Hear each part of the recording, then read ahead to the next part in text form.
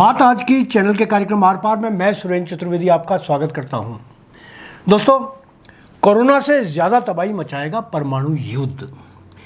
भारत पाक के बीच युद्ध यदि टाला नहीं गया और वह परमाणु हमलों तक पहुंचा तो पाकिस्तान हो सकता है एटलस से गायब हो जाए।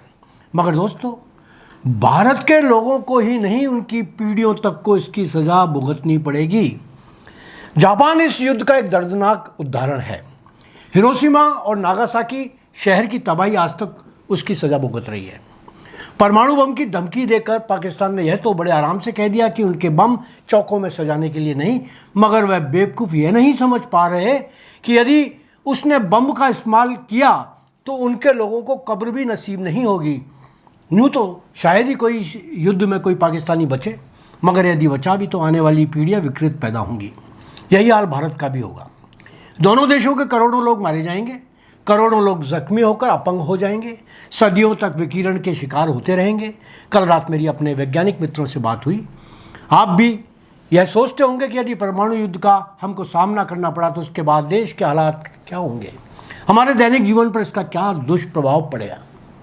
भारत अपनी नीति से प्रतिबद्ध है, वह पाकिस्तान पर किसी भी तरह परमाणु हमला नहीं करेगा, मगर यदि पाकिस्तान ऐसा कर बैठता है तो वह उसे नस्ते नाबूद कर देगा। दोस्तों, याद होगा आपको वो समय जब भारत में कोरोना फैला था। अस्पतालों में रोगियों ने किस तरह तड़प तड़प कर जान गंवाई थी। वह तो बीमारी थी जिसने पूरे विश्व में तबाही मचा दी थी। यहाँ बता दूं कि कोरोना से होने वाली तबाही परमाणु युद्ध से होने वाली तबाही से कहीं अधिक और लंबी होगी। परमाणु युद्ध के परिणाम कोरोना से कहीं अधिक गंभीर और विनाशकारी होंगे। परमाणु युद्ध से होने वाली मौतों, चोटों और दीर्घकालिक स्वास्थ्य समस्याओं की संख्या बहुत अधिक होगी और इसके पर्यावरणीय प्रभाव भी गंभीर होंगे। परमाणु बम से होने वाली आग, विस्फोट और विकिरण के कारण तुरंत लाखों लोग मारे जाएंगे या गंभीर रूप से घायल हो जाएंगे। विकिरण के संपर्क में आने वाले लोग कैंसर, प्रजनन समस्याओं और अन्य स्वास्थ्य समस्याओं से पीड़ित हो जाएंगे। परमाणु युद्ध से पर्यावरण को व्यापक क्षति होगी, जिससे जलवायु परिवर्तन, मिट्टी और पानी की विषाक्तता और कृषि में भारी नुकसान हो सकता है। परमाणु युद्ध से अर्थव्यवस्थाओं को भारी नुकसान होगा, जिससे व्यापार, निवेश और आर्थिक विकास रुक जाएगा।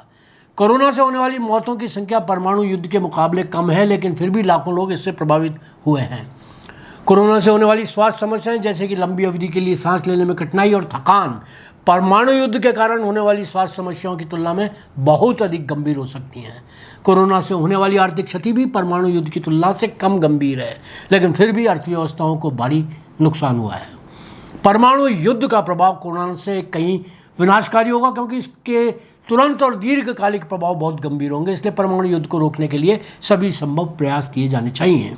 मगर इसका अर्थ यह नहीं हुआ कि हमको कायर होकर आत्मसमर्पण कर देना चाहिए। बंदर के हाथ में अस्त्र है और वह उसका उपयोग फल काटने में तो नहीं करेगा, यह तय है।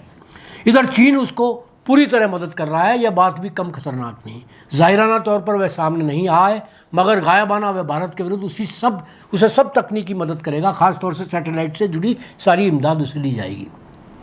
ऐसे में पाकिस्तान के हाथ से सबसे पहले बंदर वाला अस्त्र छीनना होगा।